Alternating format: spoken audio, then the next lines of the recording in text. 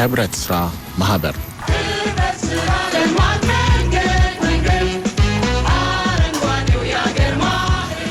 የኢትዮጵያ ብሮድካስቲንግ ኮርፖሬሽን ከኢትዮጵያ ህብረት ስራ ኮሚሽን ጋር በመተባበር የሚያቀርበው ሳምንታዊ ፕሮግራም ነው።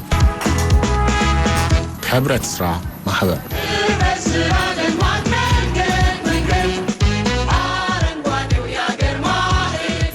ህብረት ስራ ማህበራት ዘርፈ ብዙ ጠቀሜታ አላቸው። በግብርናው መስክ የተሰማሩት ነጥለን ስናይ ለዘርፉ ምርታማነት ማደግ የህብረት ስራ ማህበራት ሚና በቀላሉ የሚታይ አይደለም። የሜካናይዜሽን አገልግሎት ተደራሽ በማድረግ የአባላትን ምርት በመሰብሰብና ጥራቱን ጠብቆ በማቆየት እንዲሁም ወደ ተለያዩ አካባቢዎች በመውሰድ ለሸማቹ በማቅረብ አስተዋጽኦ ያደርጋል። በዚህ የዜጎች የኑሮ ደረጃ ከማሻሻል አልፈው ለሀገር ኢኮኖሚ እድገት ሚናቸው የጎላ ነው። ጤና ይስጥልኝ አድማጮች፣ እንዴት ሰንብታችኋል? ከህብረት ስራ ማህበር ዝግጅታችን ተጀምሯል።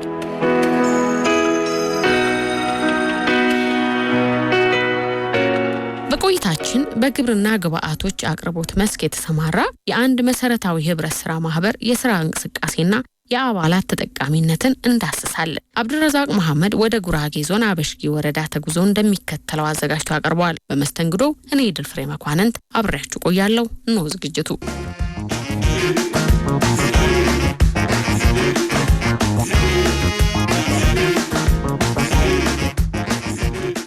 አርሶ አደሩ ሩጫ ላይ ነው።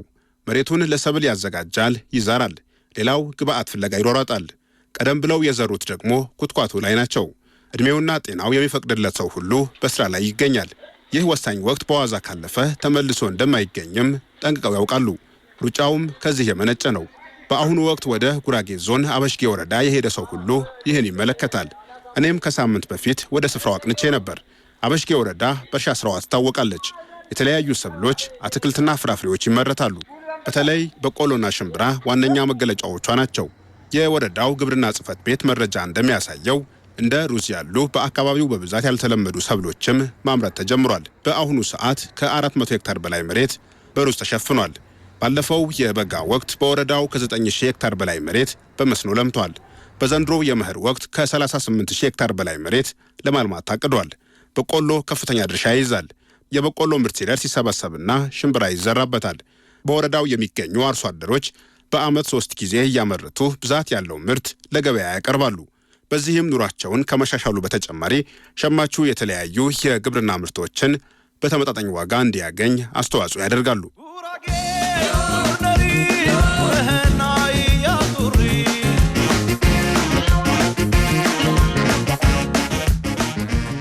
በአንድ አካባቢ የሚለማው መሬት ሲጨምር የግብርና ግብአቶች ፍላጎትም የዚያኑ ያህል ነው። በአበሽጌ ወረዳ በሁሉም ቀበሌዎች የግብርና ግብአቶችን የሚያቀርቡ ህብረት ስራ ማህበራት አሉ።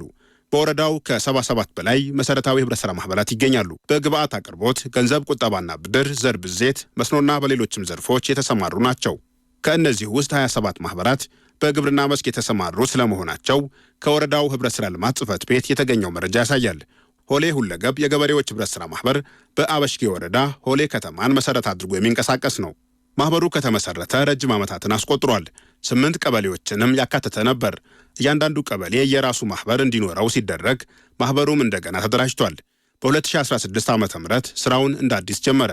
የማህበሩ ሰብሳቢ የሆኑት አቶ ታንቁ ወልደ ጊዮርጊስ እንደነገሩኝ ማህበሩ ከአርሶ አደሩ ምርት በመግዛት ለዩኒየን ያስረክባል።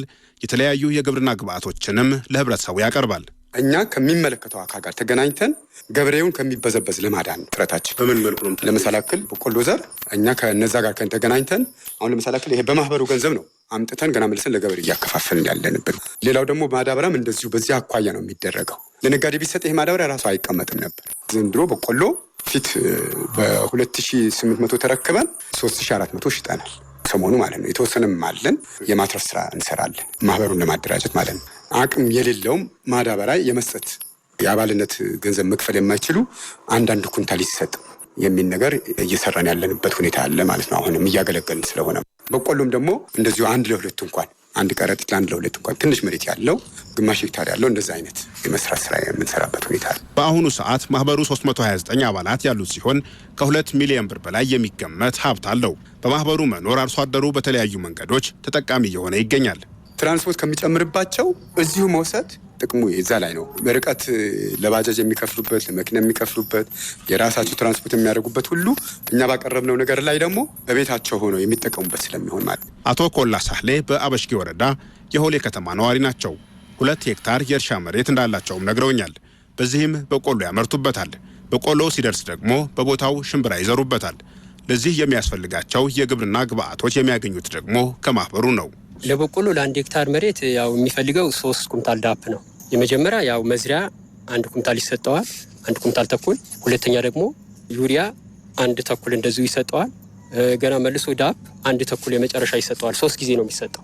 ዳፕ ይበዛል። ኩንታል በስንት ሂሳብ ነው የገዙት? 7850 ብር።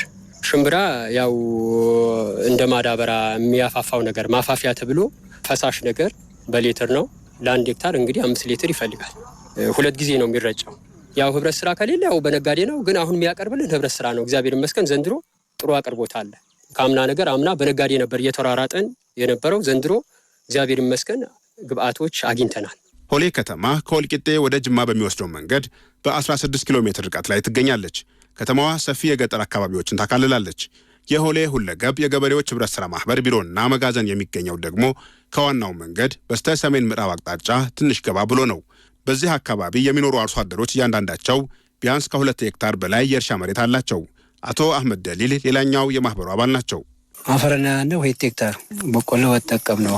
2 ሄክታር የእርሻ መሬት አለኝ። በፊት ጤፍ ነበር የምዘራው። አሁን ግን ሙሉ በሙሉ በቆሎ ዘራበታለሁ። የተወሰነውንም ዘርቻለሁ።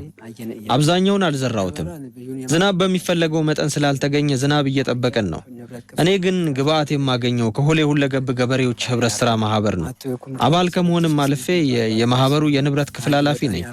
ማህበሩ ግብአት ከዩኒየን ይረከባል። እኛ ደግሞ ከማህበሩ 1 ኩንታል የአፈር ማዳበሪያ በ7840 ብር እንገዛለን። የሚበቃኝን ያህል ገዝቼ ቤቴ ያስገብቻለሁ።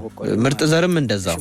ሽምብራ ደግሞ አምና ከዘራሁት ለዘር አስቀምጫለሁ። በቆሎ ሲደርስ ሽምብራ ዘራለሁ። ሽምብራው ከበቀለ በኋላ እንዲያፋፋው የሚረጭ ኬሚካል አለ። እኛ አካባቢ የሽምብራ ትል ስላለ ለሱም ኬሚካል ይረጫል። ብዙውን ጊዜ የምንገዛው ከገበያ ነው። የአፈር ማዳበሪያ ዋጋው ተወደደ እንጂ አቅርቦቱ እንደ ልብ ነው። ዋጋ ተወደደን በኋላ አቅርቦት የሰራ ማለት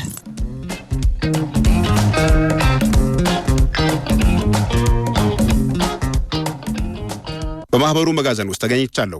2 አይነት የአፈር ማዳበሪያዎች እንዲሁም የበቆሎ ምርጥ ዘሮች አይነታቸው ተቀምጠዋል። አቶ ታንቁን ስለ ዋጋ ሁኔታና ስለ እንቅስቃሴያቸው እንዲነግሩኝ ጠየኳቸው። ይሄ ቅዳሜ የገባ ማዳበሪያ ነው። በ23400 ኩንታል ዳፕ ገብቷል። ያኛው ደግሞ ዩሪያ ነው። በዛ በኩል ያለው እዚህ አሁን አንዱ ኩንታል ስንት ነው? ወይም ደግሞ አንዷ 50 ኪሎ ስንት ነው? 7840 ብር ነው ኩንታሉ ዳፕ። እዛ ነጭ ዩሪያ ነጩ 5800። እዚህ ምንድናቸው እነዚህ? እነዚህ ሄዳሞት ነው የበቆሎ ዝርያ ነው። የበቆሎ አሁን አንዱ የታሸገው ምን ያህል ኪሎ ነው ማለት ነው? 12 ነው የሚለው 4482 ብር። በአበሽጌ ወረዳ ከፍተኛ የግብርና ግብአቶች ፍላጎት አለ። ባለፈው ዓመት በተለይ የአፈር ማዳበሪያ እጥረት አጋጥሞ ነበር። በዚህም ብዙ አርሶ አደሮች ሳይዘሩ ቀርተዋል። አንዳንዶቹ ደግሞ ለሰብል ከሚያስፈልገው መጠን በታች የአፈር ማዳበሪያ ስለሰጡ ምርት እንደቀነሰባቸው ይገልጻሉ። ዘንድሮ ግን መንግስት የጉዳዩን አሳሳቢነት በመገንዘብ የመፍትሄ እርምጃዎች መውሰዱን ሲገልጽ ቆይቷል። በየአካባቢው መሻሻሎች እንዳሉም ከመስክ ምልከታችን መረዳት ችለናል። በአበሽጌ ወረዳ በከፍተኛ ሁኔታ በቆሎ ስለሚመረት የምርጥ ዘር ፍላጎት ግን ማሟላት አልተቻለም። አሁን በማዳበሪያ በኩል እኛ ችግር የለብንም። አሁን ችግር ያለብን በምንድን ነው? በበቆሎ ላይ በተለይ ሾኔ፣ ዳሞት፣ ዲኬ ምናምን እነዚህ ችግር ያለው ግን በምንድን ነው? ሰው ገበሬ ከዚህ በፊት ልምዱ የልሙ ውጥረት ብቻ ገጥሞን ካልሆነ በስተቀር በነዛ ደግሞ በዘንድሮም በካምናዊ ደረጃ ስናየው ዘንድሮም የግብአት አቅርቦቱ እጅግ መልካም ነው። የልሙ በቆሎ ግን አሁንም ያልተቋጨበት ከምን አኳያ እንደሆነ አናቅም። አሁንም እጥረቱ አለ በልሙ ላይ። ገበሬው በደሞ የተንጠለጠለው በልሙ ላይ ነው። አልጠየቃችሁ ዩኒየኑ? ከዚህ በፊት አቅርቦቱን እያደረገልን ማን ነው? ወረዳችን ነው። በየአካባቢው አርሶ አደሮች ላመረቱት ምርት ገበያ ለማግኘትና የግብርና ግብአቶችን በወቅቱ እንዲቀርብላቸው በማሰብ በማህበር ይደራጃሉ፣ አባልም ይሆናሉ። አቶ ኮላ የማህበሩ አባል ሲሆኑ በዚህም ተጠቃሚ ስለመሆናቸው ይገልጻሉ። ትራንስፖርቴሽን መዳን ትልቅ ነገር ነው። ወዛደር አለ፣ ምን አለ፣ ይሄም እዛ ገበያም ሄዶ መጉላላት አለ፣ ብዙ ነገሮች አሉ። ከዚህ ድነን ከዚሁ ከቤታችን አውጥተን እዚሁ እንሸጣለን። ደግሞ ከነጋዴ ደግሞ የተወሰነ ጭማሪ አለው። ይሄ ሲገዛ ይሄ ማህበር ማለት ነው 100 ብር 150 ብር ጭማሪ አለው በኩንታል ማለት ነው። ይሄም ነገር ተጠቅመናል። ነጋዴ ርካሽ ነገር ሲገዛን ትንሽ የ100 ብር ጭማሪ ማግኘት ብሎት ደግሞም ትራንስፖርት